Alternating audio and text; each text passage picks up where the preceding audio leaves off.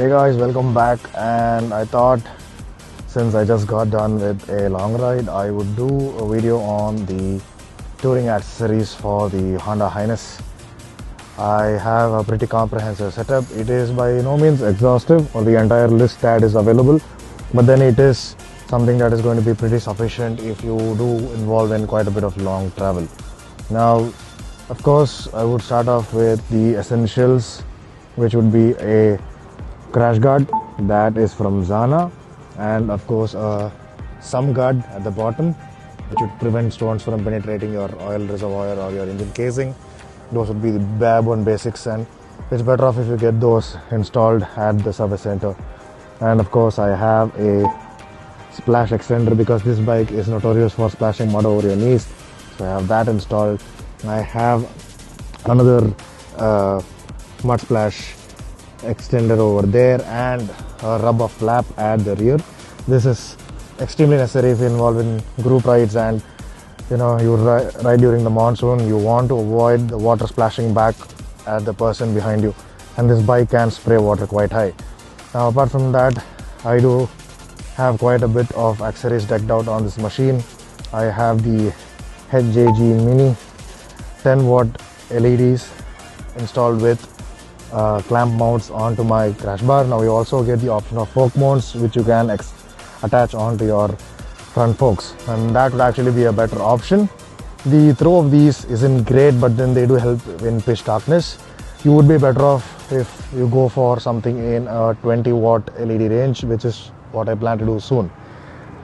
Now I have the windshield itself. This is from Carbon Racing, and this is excellent by itself. It has these supporting cross struts that attach to your handlebar, so it prevents the windshield from vibrating or distorting too much at high speeds. It does a great job of deflecting wind, and I've also added the ProSpec extender from the ProSpec company to increase the effective height of the wind deflection. I have a small mobile mount that's from Bobo. It's a waterproof mount.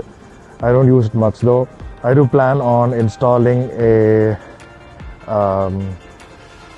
GPS or an Android Auto device so that I can use navigation without having my mobile out. These mirrors are that of the Hero Pleasures, and they offer a much wider view compared to the stock mirrors of the CB350. It is a direct mount onto your existing mirror clamp, but then you will have to kind of bend the mirror a little bit to get the adequate range because the stem is at a slightly different angle. So you will have to play around with the angle of your handlebar so that you get the necessary field of view for your height at least. Now coming to the luggage, I have OEM saddle stays installed from the service center itself, and I have the Viatra Condor 2 Up saddlebags. Now saddlebags are great because they leave the rear seat free for in case you want to add some extra luggage or you're carrying a pillion.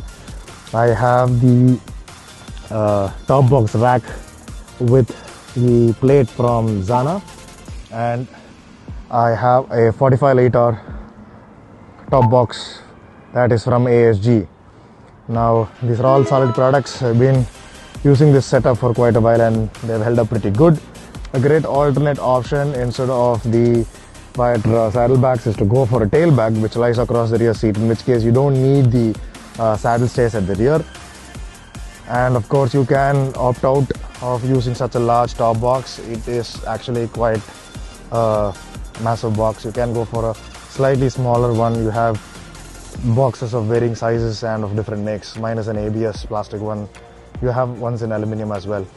Of course, anything more would be a little bit of overkill. You could add GPS mount with inbuilt GPS.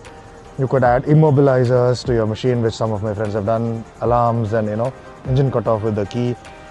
And of course, you can go for gel seats and foams, which I haven't. I've just gone for the split seat option. I did have the stock seat with the Sahara gel seat on top. The seat got spoiled during the rains, so I had to switch over and I got the split seat installed.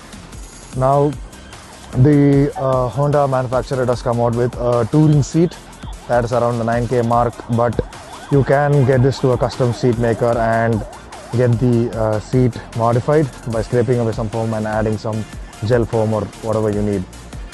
So that's about it. I haven't done any outlandish upgrades like Powertronic or Fuel X or whatever. I haven't touched the engine mapping at all. This is just like a basic touring setup and it has reliably served me so far. Let me know what you guys think and let me know in the comments about what are your suggestions for a touring setup for the CB350.